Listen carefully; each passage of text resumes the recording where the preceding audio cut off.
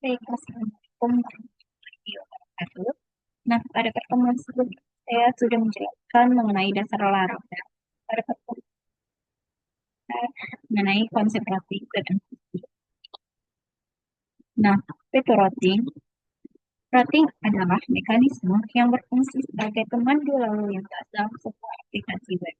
Nah, tugasnya apa sih? Nah, tugas utamanya adalah menentukan fungsi atau bagian kode mana yang harus dijalankan untuk merespon permintaan tertentu yang datang dari browser pengguna. Nah, selanjutnya yaitu ada kenapa sih routing itu penting? Jadi routing ini penting digunakan untuk menciptakan pemetaan yang jelas antara URL yang dilihat pengguna dan logika bisnis di balik layarnya. Nah, yang kedua juga ada keamanan. Nah, ini memungkinkan Anda untuk menyembunyikan detail internal dari aplikasi. Nah, ketiga itu ada API dan web. Nah, ini digunakan untuk mengatur root tampilan web maupun root untuk layanan API-nya sendiri. Selanjutnya itu ada metode CRUD. Nah, CRUD ini yang pertama ada create. Create ini digunakan untuk membuat resource baru. Yang kedua ada read. Nah, selanjutnya ada update digunakan untuk memperbaharui data yang sudah ada. Nah, yang selanjutnya ada delete. Delete ini digunakan untuk menghapus data yang sudah ada. Nah, ini yang ada beberapa komponen dari MVC. Yang pertama model.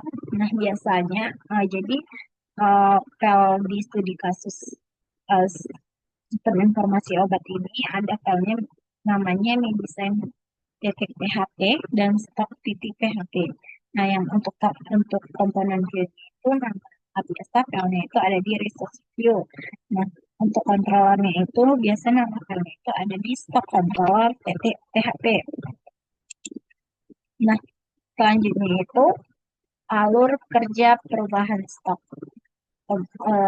sistem informasi obatnya. Nah, yang pertama misalnya nih, misalnya ada petugas apotek menekan tombol submit pada formulir perubahan stok. Nah, lalu permintaan itu dikirim dengan menggunakan metode code sendiri. Nah, lalu para perot membaca request dan meneruskannya ke stock controller. Nah, kemudian stock controller itu menerima request, lalu memvalidasi data dan memanggil stok model untuk menjalankan perubahannya. Lalu, stok PHP model menerima perintah dengan spesifik mengupdate baris data di tabel stok dalam database Anda. Misalnya database-nya itu ApotekDB. Nah, selanjutnya, controller mengarahkan pengguna kembali halaman yang relevan dan mengembalikan status suksesnya. Nah, setelah itu ada peran model, view, dan controller. Nah, model ini uh, tugas utamanya menjawab penuh atas data. Nah, model berinteraksi langsung dengan database untuk kan, mengubah dan menghapus data. Nah, model juga menangani logika bisnis yang berhubungan dengan data tersebut. Misalnya menghitung total stok. Nah, yang kedua itu ada tampilan atau UI. Nah, tugas utamanya ini bertanggung jawab untuk memberikan data kepada pengguna dalam bentuk terbuka. Visual biasanya menggunakan HTML, CSS, dan Bootstrap. Nah, tetapi, view ini tidak boleh berinteraksi dengan database atau memproses logika bisnis. Ia hanya menerima data dan menampilkannya ke pengguna. Yang selanjutnya itu ada controller. Ini sebagai kontrol atau jembatan. Nah, tugasnya apa sih? Controller adalah otak yang menggunakan model dan view. Nah, ini dia menerima permintaan dari pengguna, lalu memanggil model yang sesuai untuk mendapatkan atau memanipulasi data. Setelah itu, mengambil data dari model, lalu memilih view yang tepat dan mengirimkan data tersebut ke view untuk ditampilkan. Selanjutnya, selanjutnya ada request respon di Laravel. Yang pertama itu ada request.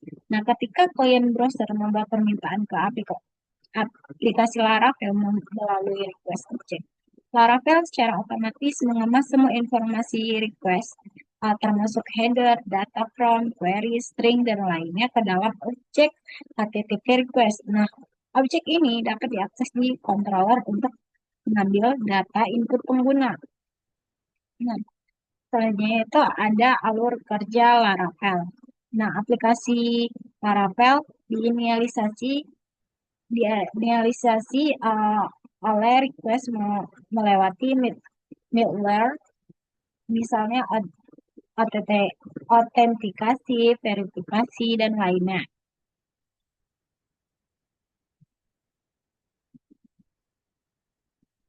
Routing sistem root didefinisikan di routes. Ini untuk mencocokkan URL request dengan definisi dari rootnya. Nah, control action ini lalu request diteruskan ke metode controller yang sesuai. Nah, di sini controller menggunakan model untuk berinteraksi dengan database-nya. Nah, yang ketiga itu ada HTTP response atau output-nya. Setelah data berhasil diproses oleh model, controller membuat respon. Nah, respon bisa berupa HTML, hasil dari reader view-nya, tampilan black-nya. Nah, lalu mengarahkan ke redirect. Nah, redirect mengarahkan ke halaman daftar obat.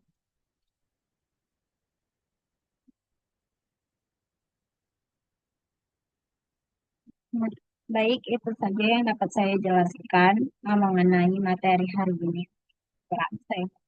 Saya akhiri.